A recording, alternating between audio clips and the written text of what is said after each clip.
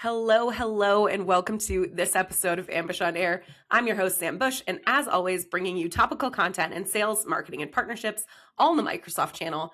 Today, I am so excited to bring on one of my friends, Sabrina. Sabrina, why don't you go ahead and do an intro, who you are, what you do, and why we're here.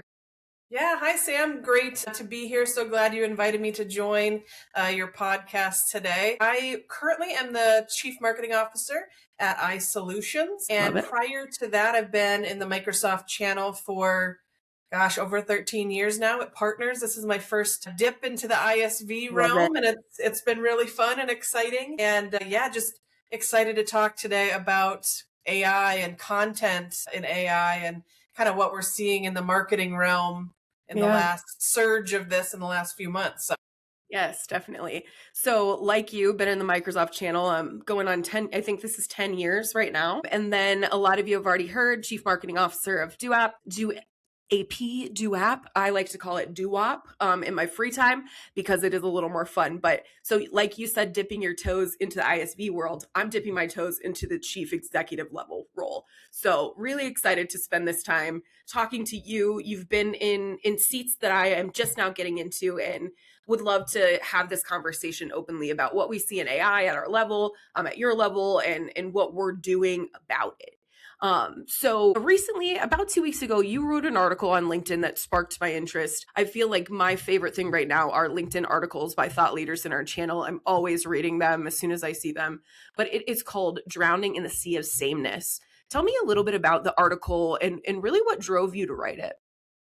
Yeah, it was really interesting. So we were hiring for a developer on our team, and I've hired a lot of people, all in marketing roles, never hired a developer before. I didn't really know what to expect, but as I'm like looking through some of these resumes that are coming in, I'm like, wow, like these people are like exactly qualified for this job. And I'm like, this first guy, I'm like, oh, great, put him at the top of the list. Second person, I'm like, oh, great, they should go at the top of the list. And by the third, I'm like, wait. Everything is really coming together here because they're all exactly the same. I can tell what everyone did. Everyone went, they put their resume into, AI in a chat GPT. They put the job posting in there and they got almost identical things spit out that they applied with.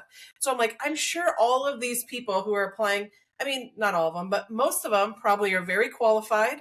They would have been great at the job, but I would have no idea because they're all exactly the same. No one stood out to me literally at all because they were all the same. It blew my mind. Yes. Yeah. Oh my gosh. And I see this so often. The resume thing really sparked a funny thing in me because oftentimes I mentor a couple of people on the channel and they will always be like, update my resume with me. And they'll send it to me. And I'm like, you sound the same as everybody else at your level or your age.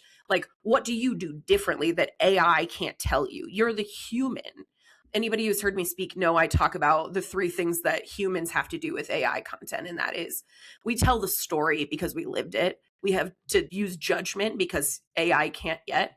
And then we also have to have like the wherewithal to know what the person on the other side is looking for, right? So you have to be a human when you're putting together this content. And what's so funny is they're applying for a human position, right? And they're going and saying, how do I say this to fit this job? Not how does this job fit me, right? That's also another kind of factor. Yeah, 100%. And I don't know what, like I said, I'm not a recruiter, right? I'm in marketing. I don't know what recruiters are looking for, but one of my friends is in the same position. Like she's looking for a job right now. I told her about this and she's like, that's what everyone is telling me I should do is use AI. And I'm like, don't. And I think you're exactly right. Like using AI is having somebody else tell your story for you. And it's just not as genuine. It just doesn't feel as genuine. It doesn't feel as real. And it's taking out the parts that, what have you learned in this? What have you achieved? What's your story to tell? So totally 100% on the same page with you, Sam. Yeah. What's been so interesting for me, and this is a vulnerable moment, a couple people know, I started using Vega, my chatbot, 3.5 years ago when they first came out with agents. I created her, love her. I used her for everything. And it got to the point where I went to her first recently. And I was like, oh no, I'm doing exactly what I didn't want to do, which is rely on her to tell my stories. So like I launched my podcast website And I went and read it and I'm like, well, this sounds so stupid because I didn't write it. She wrote it as me. And I had to take a pause and be like, when you're trying to have content that is by you, for you, to humans, you still have to be the one with the story. And I'm like, I've missed the level of steps. Like, I started using it as the first step when really it should be my second step and then my last step. Like, I should use it to iterate on what I'm working on and not just the first draft. Yeah, and I would say there are times where it makes sense, right? Like sometimes I will write everything exactly how I want it to be, and then I'll pop it in and be like, where can I clean this up? Or does this make Mhm. sense to you? Or what's the tone of this? Yeah. Because sometimes it's nice to get that feedback, but it definitely cannot write things, from scratch from us because it is just it's so obvious and you see it everywhere. Like anytime I'm on LinkedIn, I'm like, oh, you guys should have changed this a little bit because everything looks exactly the same. I And there are know. just like those key giveaways. Or all of a sudden, someone who used to never post on LinkedIn is posting all the time and they're incredibly eloquent and really concise. And I'm like, you don't talk like that. You're not that person and we know it. I think we've gotten so forced into using AI for so many things that we just kind of lob content over the fence to it because it feels easy, but it also feels like it's what we're supposed to do. That's where I kind of see it. How does reading AI generated content feel as a marketer for you? It doesn't feel genuine. It doesn't feel like I really know what this person is talking about, right? Like when you're coming up in the marketing space, especially in the Microsoft channel, and you Mhm. have to take all of this sometimes complicated, sometimes technical content Yes, and distill that down to your audience. I can tell if someone who's a junior level marketer wrote that because they don't quite grasp it yet. They're new to the industry. Or I can exactly. tell someone who has been in the industry a long time who really understands the nuances of dynamics. I can understand if they wrote it. And it's the same thing with AI. It's Yeah. just spitting out information that I'm like, I don't know if I really trust this to be true. Yeah, yeah. I think the biggest thing for me in really all of marketing in 2026 and really the last couple of years is trust. People buy from people that they trust. Even if it's trusted advisors on the internet or the self-service model of finding and trusting and believing. I think a lot of content that I'm seeing out there is very easy to distrust because of how it reads. I'm like, it's reading like a book report that AI put together for you on the 10 steps to AP processing with automation, right? And it's like, a human didn't write that, and it's very obvious. But when I'm searching for AP as a human, and I go to search that, and that's all the stuff that I see coming up from a brand, either I'm not smart enough to care, or I'm like, you know what, this doesn't feel real. And I think that's where a lot of it is sitting right now in the kind of trust things. So, um, we were kind of chatting back and forth before, and you were mentioning, it's kind of like when someone tells a story that they heard versus one that they lived. Talk to me a little bit about kind of how that feels with.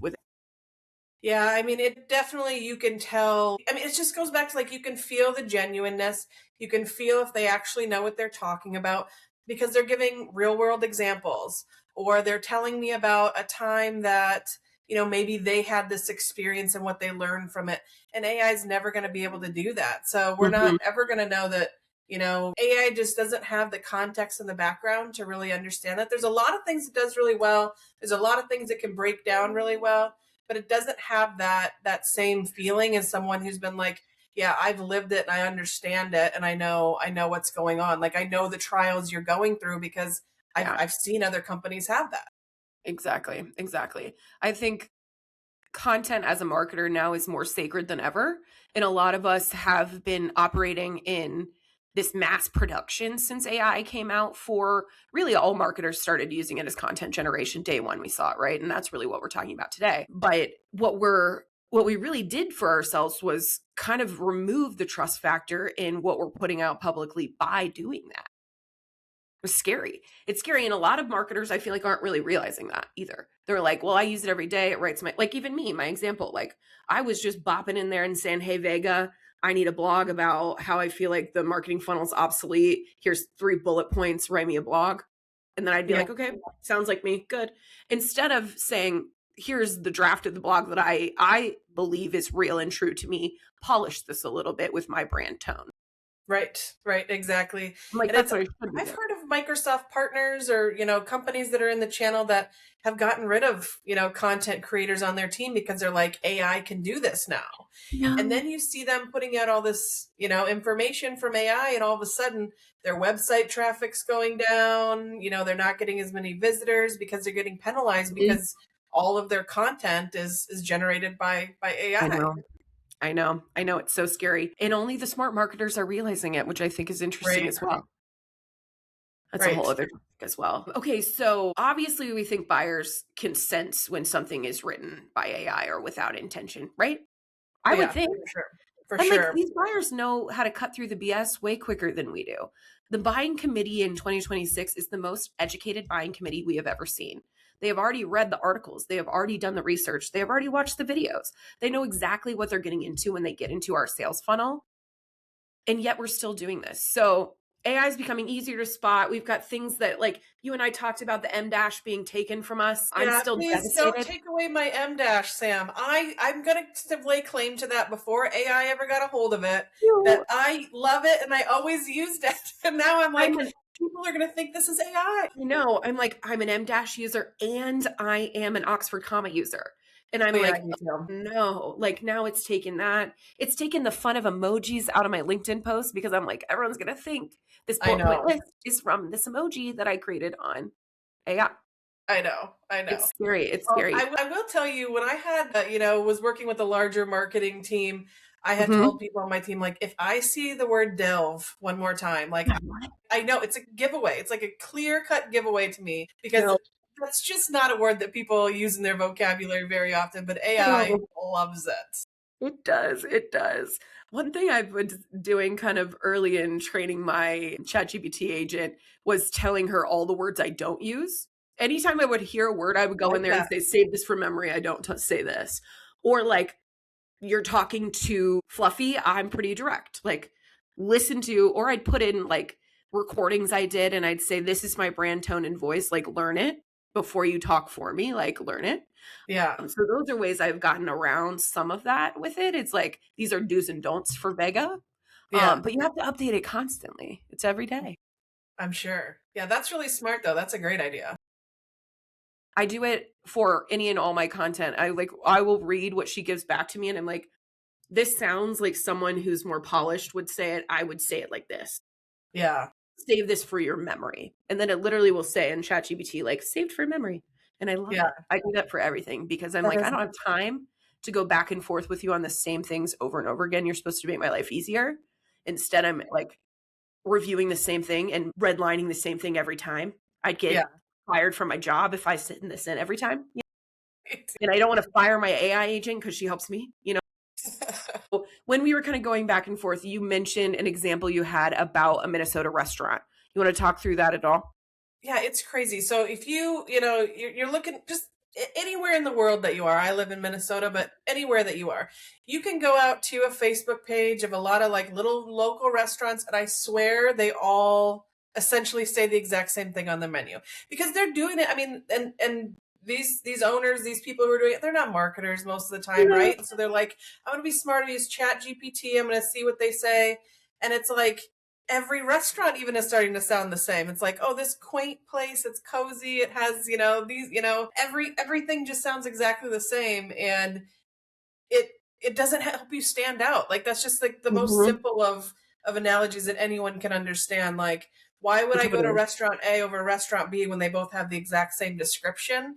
And I think everyone needs to think about that in context of their business. Like, what is my Yeah. differentiator? Why would people come to, work with me versus the next competitor down the street, if we're all Yeah. using the same content? Okay, so I have a funny example of this. I think it was last week. I went to ChatGPT and I was like, I want a casual wine bar to go to that has Wi-Fi at 4 o'clock on a Tuesday because I want a glass of wine while I finish this work. And I don't want to be cooped in my house because I work in a solo office at home. And I was literally I like want a cozy vibe, white wine, maybe a champagne, casual spot. I don't need food. It could just be like a pop in and go, but I need Wi-Fi. And it put a restaurant down the street from my house that is like a full-blown bar restaurant. And I'm like, it's cozy in there, but I didn't ask for any of the stuff in there. What Yeah. I asked you for was basically like a wine bar that's like has kitchen tables as tables. That's what I wanted. And instead you gave me a commercial restaurant down the street that serves white wine. I'm like, you can't get to the intent of what I'm asking for, even when I give you 80% of the details. Right. And And like, that's we all a need to be great thinking like that, example. Yeah, that's a right? great example because it's like how does AI ever understand the intent of what someone's looking for? I mean, it's going to have to get a lot smarter than it is for sure. Exactly. And we've got to keep teaching it and training it, but that part can be kind of exhausting. I'm like, my prompt on getting caught or getting a glass of wine on a Tuesday was like this long. And I'm like, I did 15 sentences and it gave me Rusty Bucket down the street. And if you're in Ohio, you know what I mean. And I'm like, what I really wanted was house wine down the street that I always forget about. Right. Right. I'm like, it's so funny. Okay, so in your experience or in your kind of view, when does AI stop being a helper and start becoming a crutch for people? I think it goes back to what you were talking about earlier, and I think we're all guilty of it. I'm guilty of it for sure, where it's like, I just want to hurry up and finish this. I'm just gonna pop it into AI, it's gonna give me the answer, and then I'm just gonna move on with my life, right? But I think about that a lot and I'm like, am I losing, my critical thinking skills because I'm relying on other thing to do the work for me. Like, shouldn't I be thinking Yeah. this through? Because I can think of other nuances and other caveats to the situation that AI isn't going to know just by my prompt. So it's like, Yeah. it's a dangerous line of where we're walking of like, okay, there are certain things it's going to help me with, but there's also certain things where it's like, I should like focus on like, how can I use my experience and my knowledge and my past to critically think about this situation that's going to Yeah. go much further than what AI is going to take the answer. Oh, 100%, 100%. And I forget who did the study, but I saw it on, I think it was Instagram, of a brain who's never used AI versus a brain who's used it for 3 years. And the amount of like heat mapping in a brain who haven't used it is so, they're firing so much faster, so much frequently. And then you've got the AI mind that's firing one section of their brain every once in a while. And I'm like, oh God, is that going to be me? Is it already me? Yeah, So now I'm in my head of like, how do I use it for the right things at the right time instead of everything? Like I had it build a whole trip itinerary for me last year, I love that. which was fabulous. But Yeah, I'm like, instead of going to the place down the street that just looks cool to me, I went to the one that AI told me because it was already built into my plan. And I'm right. like, normally I'm like, I'll just wander and like, this place looks cool. Let's go in here. Let's see what's going on. Leave if I want to. And I'm like, there are small things that I've kind of given to AI to do for me that I'm like, maybe we should pull back on that. But Yeah, then sometimes I love it. Like Vega writes all of my podcast recaps. I take the transcript from this, I drop it into one thread that I have with her, and she knows this is how many characters are my max for the LinkedIn post, for the YouTube description, for the Spotify description, like all of it. And normally it's pretty spot on.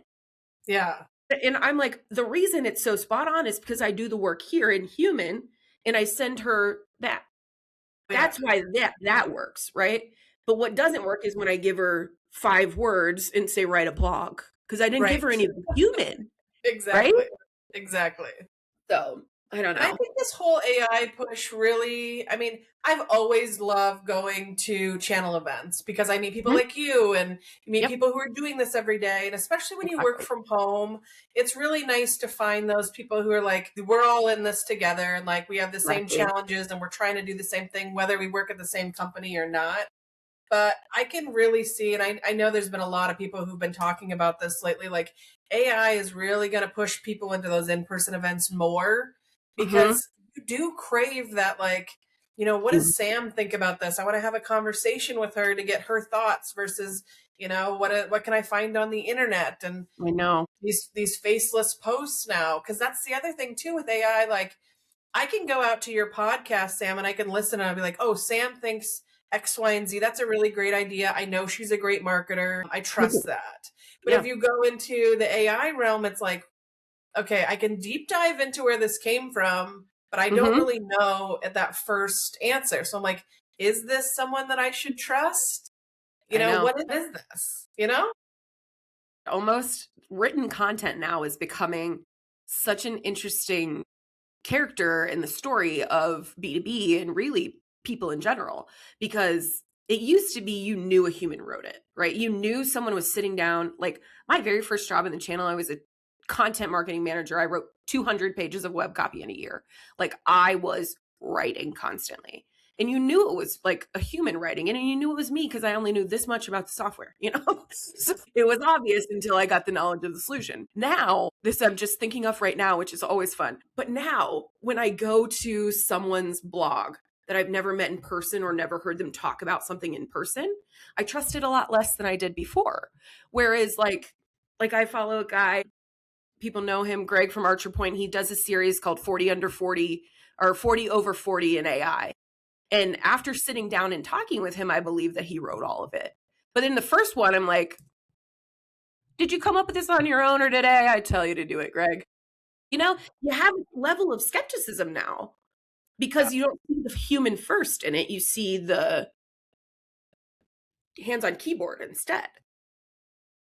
It's so strange. So strange. Okay. So with all of that and really the side of blog and thought leadership, how do we protect our voice, our tone, our point of view when it comes to using AI for content? I think it's really all about asking yourself, could anyone else have said this exact way? Like, what is my differentiator? And kind of what we talked about earlier, Yeah. I need to know why people are going to choose my company, why people want to work with me. And I get a lot of that from talking not only to my team, right, but talking to my customers and understanding from their point of view, who do they think that we are and why are we important to them? And that really helps me understand like how to write for that audience, what matters to them, what they're thinking about. And then if I go back and read something, I'm like, is this so generic that people wouldn't know why I would write it? You know what I mean? Yeah. No, I like that. I like that. Is that something else somebody else would say the same way? That's good. That's good. I think for me, thinking of like how to protect it, I really built Vega to help me protect it. I built her with my brand voice, constantly updating with her. Like even after this podcast, I will drop the transcript and the video to her and just say, save this for memory. Sam is Sam Bush, ambush. Yeah. And that's just a constant, like, don't forget, this is my brand voice. But I would never go to that chatbot to do anything outside of just me, ever. Yeah. All right. So, what role does marketing play, or I'm sorry, does taste play in marketing? And sorry, I'm getting my question confused. I got my question confused. Okay. What role does taste play in marketing and why can't AI replace it? I just stuttered big today. Hey, it's all good. It's one of those things. There's always a lot of stuff, especially right now, it feels like that's happening in the world, right? It can be weather, it can be politics, it can be social issues, it can be something very light, it can be something that's funny, like I Yeah. just saw, William Shatner driving around eating a bowl of cereal in his car. Oh, that's blowing up my social media feed lately. But AI doesn't know what people are talking about and doesn't Yeah. know how people feel about things. And so Mm, sometimes it's not the time to write certain things, or it's the time to double down on something that's funny and like join in on that yes. conversation. So it's just one of those things like AI can't read the room Yeah. and humans Some can. people can't read the room. That's another comment, but it's That's a different very day. true as well. Very true as well. Especially in these times. But you're right. Like AI cannot know the sentiment behind people's feelings on what you're talking about or what holiday you're promoting or not promoting or what have you and all of that. It's an Yeah. interesting time. Yes. Yep. It's an interesting time. So where does AI really belong in your perspective from a creative workflow on content? I love, I'm going to have an idea. Sometimes I use it to like, hey, write me, like I have this idea for a blog, write me the framework for it, right? Like, Oh, yep. how do you think this should flow? And Yep. then I'll go back, I'll write the blog, and Mm-hmm. then I'll pop it in and just be like, hey, what's the tone of this? How do you think it can be tightened up? Things like that. I Yeah. never use it to completely write something, but Love I'll it. use it to make like little tweaks, right? Mhm.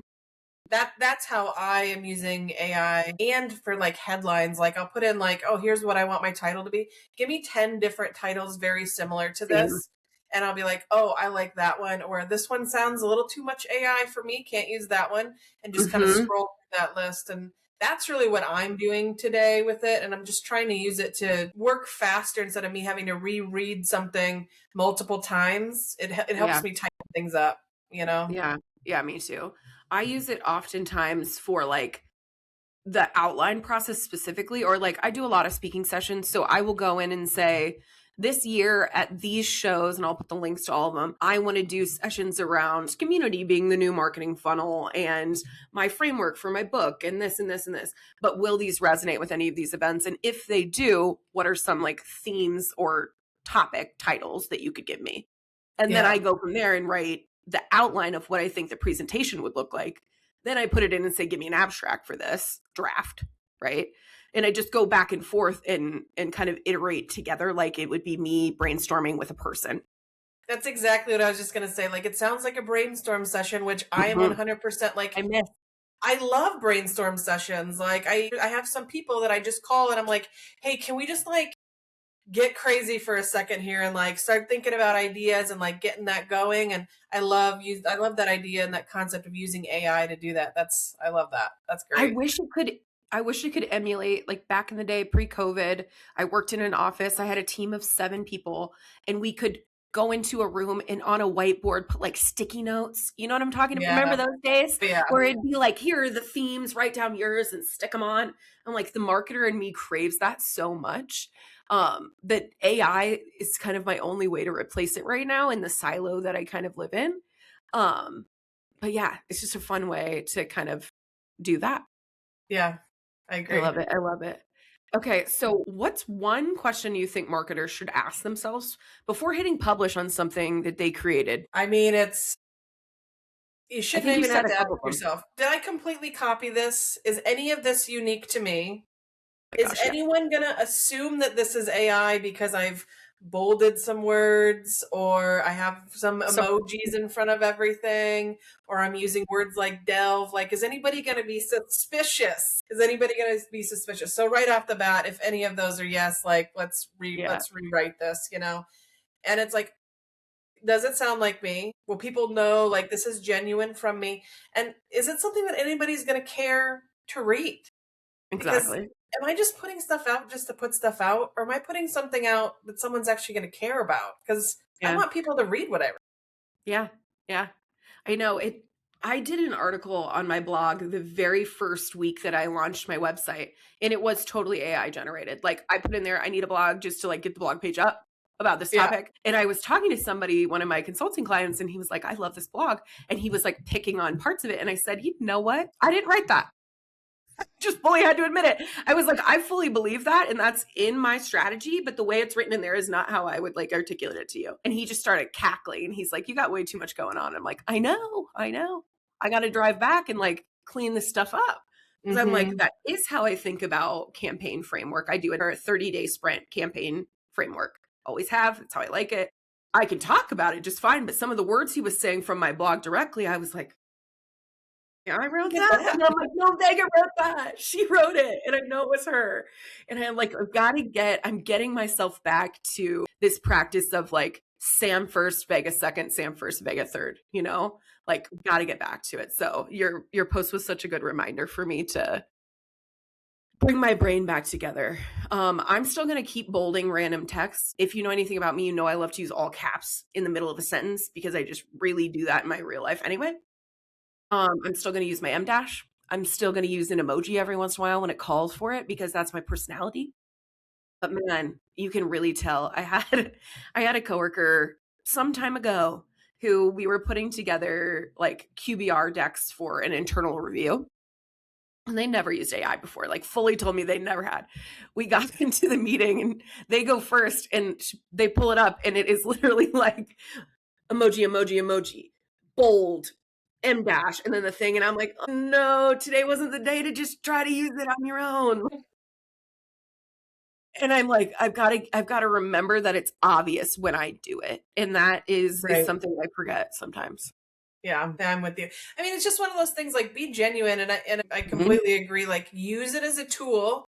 It makes things a lot faster. I love AI. I'm not Yeah. bashing it at all. I love AI and what it can do for Yeah. us, but we just can't lose sight of who we are genuinely and who your Yeah, company is genuinely, because people can tell. You just can totally. tell. Totally. I'm on this like dark side of TikTok because I'm a TikToker. Obviously, I'm a millennial, young millennial, I guess. But it is this dark side of AI, and it's like, stop using it. You're killing your brain and all this stuff. So I've got that on one side of my head. I've got all of the like Microsoft sessions I go to and all the events that are like, AI is the future, agentic, agentic, agentic. I believe in the agentic side of it all, but I still, when it comes to content, want to make sure I remain true to human quality and human touch in the whole thing. Yep. Because I think that's going to be a differentiator that I yeah, never would have guessed 5 years ago, that like actually writing your own content would be a differentiator.